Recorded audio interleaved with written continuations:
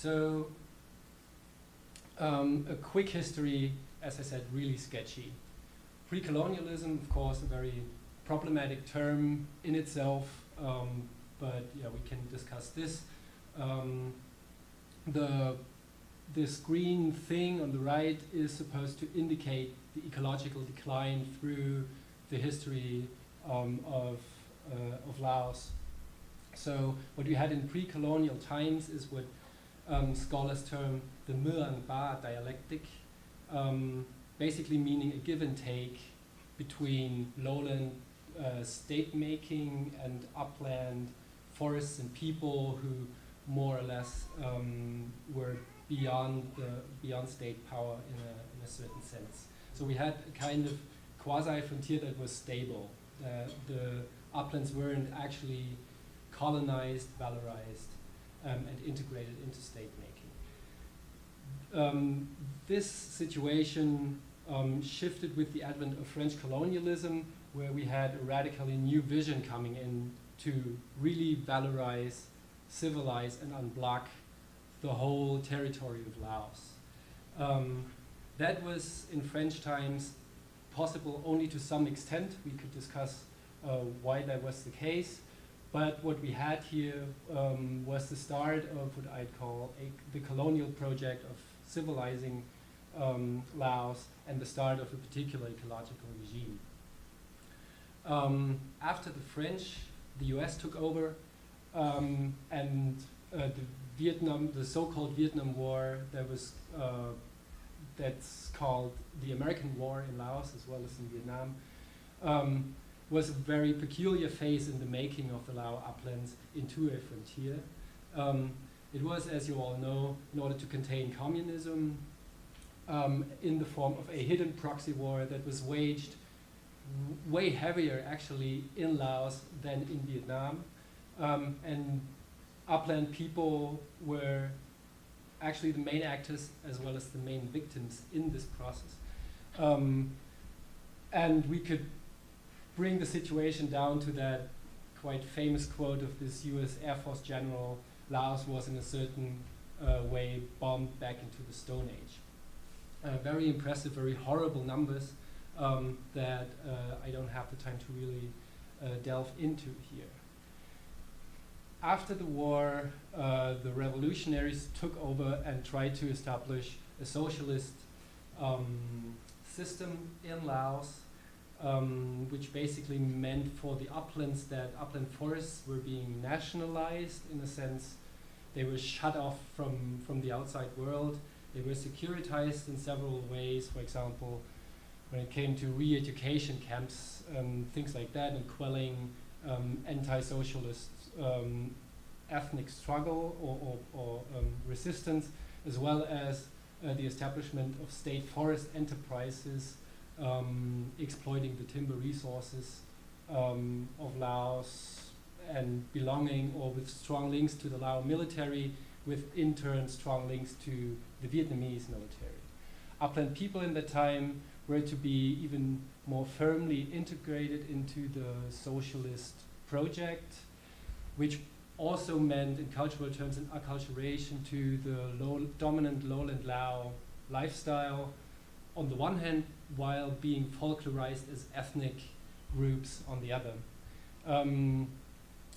We had like heavy burdens from the war, heavy dependence on outside assistance, as well as several conflicts, droughts, all that added up to the socialist experiment necessarily basically having to fail in Laos, but also like, of course, following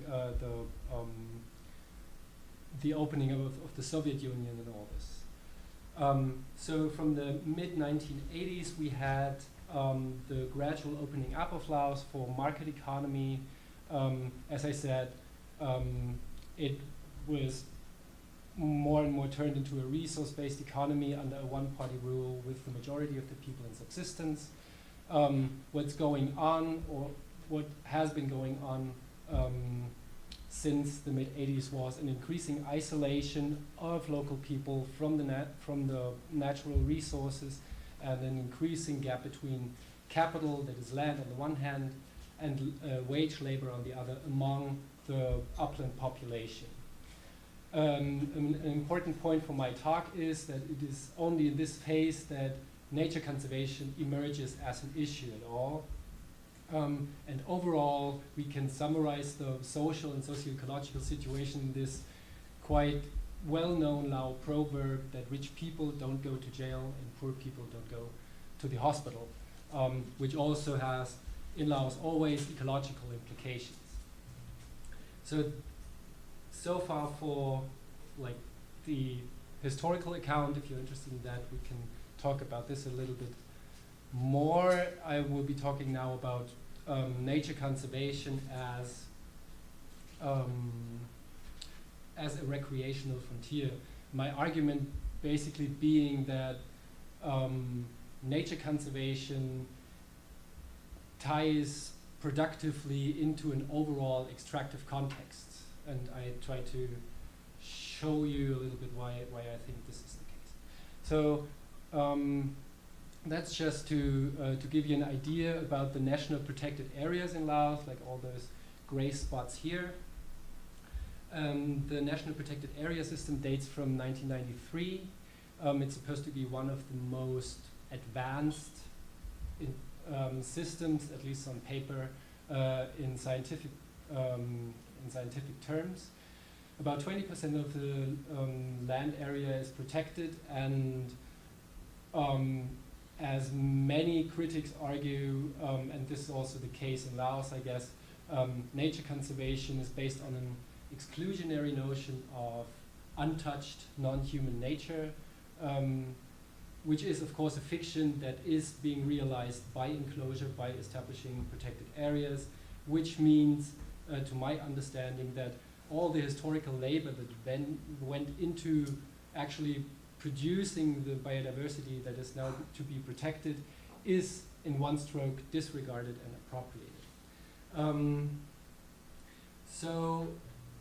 There's a productive tension with the extractive context, and conservation also ties into other government strategies like land allocation, resettlement of upland people, and so on and so forth.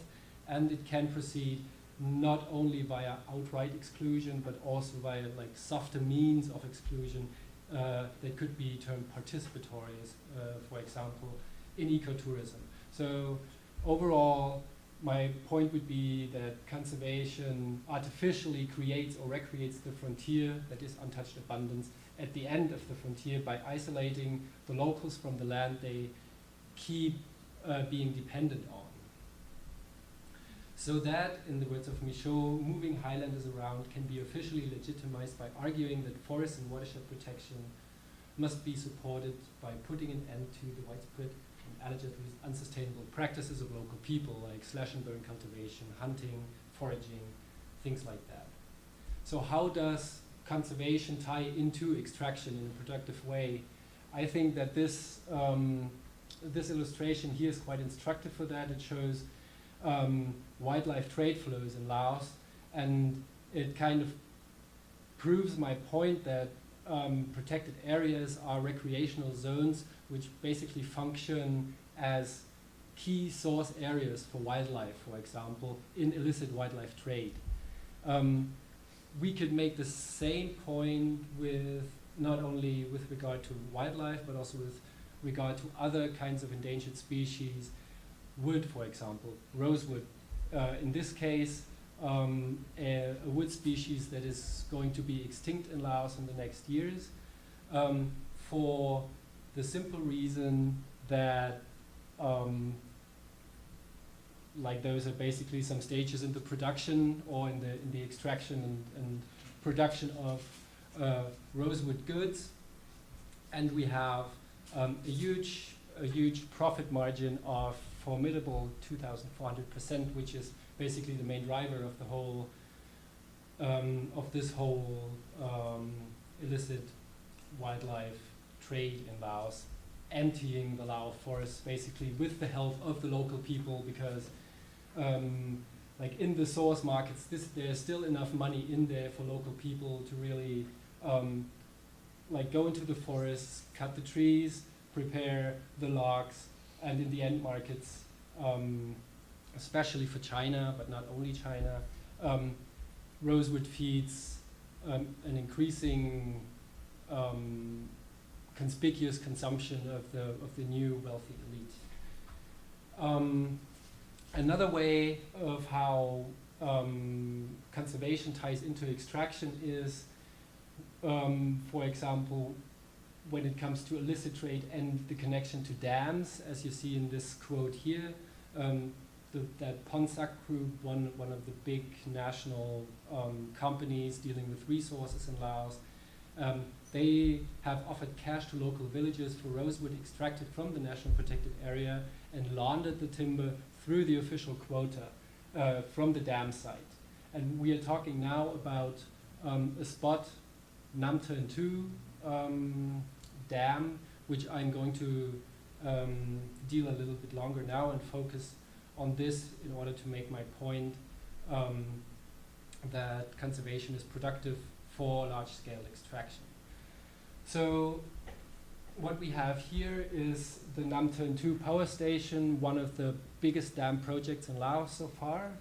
Directly adjacent to it, the dam reservoir, and directly adjacent to that, Nagai Nam Turn National Protected Area, one of the most important national protected areas, not only in Laos, but in the whole region of Southeast Asia. Nam Turn 2 hydropower dam is, to me, oh wow. Okay, then let's just skip those informations here. My point being that there's a direct connection between the national protected area and the dam in terms of what's called a hydropower levy. So the dam scheme pays $1 million annually to the watershed that is the park management, basically, who is supposed to supply enough water with low sedimentation to the dam project. So there is there's a direct link here between those two things. They are not separate at all, but productively linked. And my point is that this is a cheap nature strategy because this $1 million is still less than half of 1% of gross revenues from the dam. So it supports conservation while still having adverse impacts on the NPA as well as further down the line. And my point is that this levy is not so much an issue of commodification or something like that, but more precisely, it's not capital investment, but a transfer payment from the sphere of commodification, that is the dam, to the sphere of the appropriation of nature. And the Protection Authority is also not a private actor, but a state actor that manages this kind of underproduction in a quite complex way, like dealing with the population living in the nature reserve. And yeah, so we came basically from a situation where large areas of valuable wood were too remote and inaccessible to be commercially viable, to the really reverse situation where in terms of rosewood, a trader would travel anywhere in the country for as little as 2 cubic meters. And in between those two situations, we have this trajectory of ecological decline. And conservation, as I was trying to argue in this short amount of time, signals this ecological decline. It is not the preservation of some primordial, untouched nature, but it is it's active underproduction. It is in productive tension with plunder and a cheap nature strategy at the end of the frontier, in the sense that it appropriates past labor, turning it into nature by isolating people from the resources they keep being dependent on. And it can, I couldn't show you this, but it can partly be realized via capitalization, for example in ecotourism, and also through inclusion, not only through outright exclusion. And yeah, that was my point. Thanks for your attention. Thank you so much. So we're a small enough group that I think we can probably not be super rigorous with taking questions. You had one? Yeah, a couple of quick questions. Who are the eco-tourists? Are they foreigners or are they the rich nationals? foreigners. Foreigners? Mainly Westerners, like mainly Germany, US, France, Canada, like all those classic. And is much of the money, I mean, I live in the Yucatan, not much of the money ends up in the hands of the local working people. Very little of it actually gets passed through to them. Is that the case in Laos? Well, the problem with ecotourism is really it's a very flexible term, right? Yeah. It's used like in It's so like many organic. ways. In Laos, they really make a point of ecotourism being being really eco in the sense that it contributes to local development as well as to conservation. In a sense, the local populations kind of profit from it, but only to some degree. Like this is really a ski or an idea of like restricted development. They would get some money, but not enough in order to live from that, like from ecotourism alone. They still keep being dependent on the natural resources that surround them, and while being restricted from the use of those resources. So it is really complex, kind of. So, but you cannot say the money doesn't go to them at all. Yeah. There was an immense difference between what you could get rosewood for in Laos and what you can get for it in the United States. Who's getting these profits? Those are mainly the traders, the Vietnamese traders, Chinese traders, bringing the stuff out of the country, mainly through Vietnam into China, but also into the other direction. Thailand is also, especially when it comes to wildlife, also a main destination. Vietnam, and always like all those newly rich people who have to kind of like show off. So that's who profits most? Of course, not the local people. I mean, they are dependent on the money, and they are not really. I mean, they may see that they are actively participating in the sellout of their natural resources, but they still have to make a living somehow. So those are basically not the ones who profit. The ones further further up the line, I guess. I have a question.